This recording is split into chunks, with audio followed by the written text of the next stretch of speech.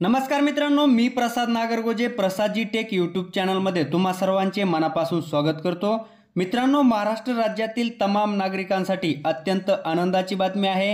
राज्य शासनाच्या माध्यमातून माझी लाडकी बहीण योजनेमध्ये महत्त्वाचे बदल करण्यात आलेले आहेत।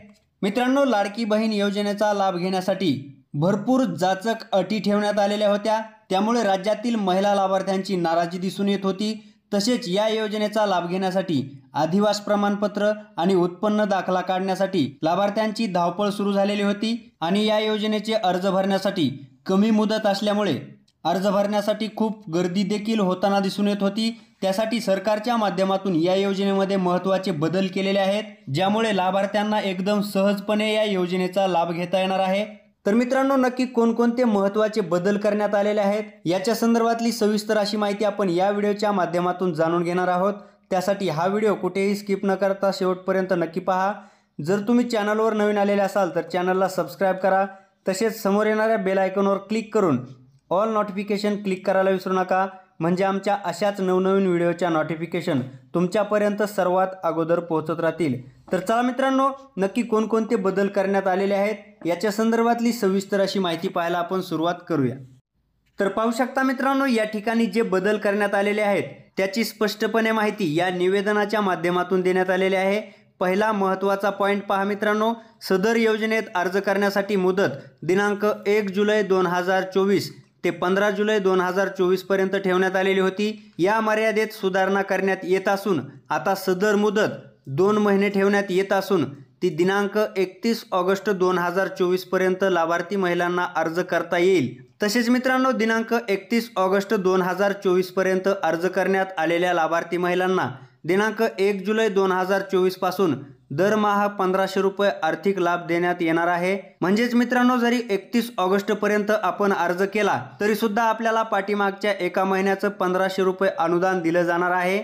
तसेच मित्रांनो, दुसरा पॉइंट पहा, या योजनेच्या पात्रतेमध्ये अधिवास प्रमाणपत्र आवश्यक असल्याचे नमूद करण्यात आलेले होते। आता लाभार्थी महिलेकडे अधिवास प्रमाणपत्र उपलब्ध नसेल तर त्याऐवजी 15 वर्षापूर्वीचे रेशन कार्ड, मतदान ओळखपत्र, शाळा सोडल्याचे प्रमाणपत्र किंवा जन्मदाखला या 4 पैकी कोणतेही ओळखपत्र प्रमाणपत्र ग्राह्य धरण्यात येणार आहे। तसेच मित्रांनो, पुढचा पॉइंट पहा, सदर योजनेतून 5 एकर शेतीची अट वगळण्यात आलेली आहे। मित्रांनो, GR मध्ये तुम्ही पाहिलेलं असेल, ज्या लाभार्थ्यांकडे 5 एकरपेक्षा जास्त जमीन असेल असे लाभार्थी या योजनेमध्ये अपात्र ठरवण्यात आलेले होते। आता ही अट काढून टाकण्यात आलेली आहे, म्हणजेच राज्यातील प्रत्येक शेतकरी कुटुंबांना या योजनेचा लाभ आता घेता येणार आहे। तसेच मित्रांनो, पुढचा पॉइंट पहा, सदर योजनेत लाभार्थी महिलांचा वयोगट 21 ते 60 वर्ष ठेवण्यात आलेला होता।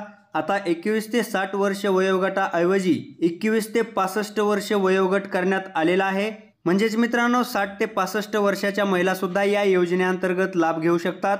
तसेच मित्रांनो, पुढचा मुद्दा पहा, परराज्यात जन्म झालेल्या महिलांनी महाराष्ट्रातील अधिवास असणाऱ्या पुरुषासोबत विवाह केला असेल तर अशा बाबतीत त्यांच्या पतीचा जन्मदाखला, शाळा सोडण्याचे प्रमाणपत्र किंवा अधिवास प्रमाणपत्र ग्राह्य धरण्यात येईल। तर मित्रांनो, 2.5 लाखापर्यंतचा उत्पन्नाचा दाखला या योजनेसाठी अनिवार्य करण्यात आलेला होता। यामध्ये सुद्धा आता बदल करण्यात आलेले आहेत।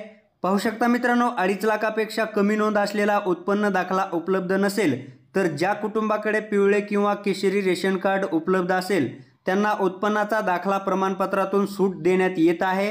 तसेच मित्रांनो, GR च्या माध्यमातून अविवाहित महिला या योजनेअंतर्गत अपात्र करण्यात आलेल्या होत्या। आता या ठिकाणी बदल पहा, सदर योजनेत कुटुंबातील एका पात्र अविवाहित महिलेला सुद्धा या योजनेचा लाभ दिला जाणार आहे। म्हणजेच मित्रांनो, 21 वर्षाच्या अविवाहित महिलेला सुद्धा या योजनेअंतर्गत आता लाभ घेता येणार आहे। तर मित्रांनो, अशा पद्धतीने मुख्यमंत्री माझी लाडकी बहीण योजनेच्या कागदपत्रांमध्ये नियम व अटींमध्ये बदल करण्यात आलेले आहेत। तर मित्रांनो, महत्त्वाची माहिती होती। जर तुम्हाला ही माहिती आवडली असेल तर माझ्या या व्हिडिओला एक लाईक नक्की करा, तसेच तुमच्या जास्तीत जास्त मित्रांपर्यंत हा व्हिडिओ शेअर करायला विसरू नका। धन्यवाद। जय हिंद, जय महाराष्ट्र।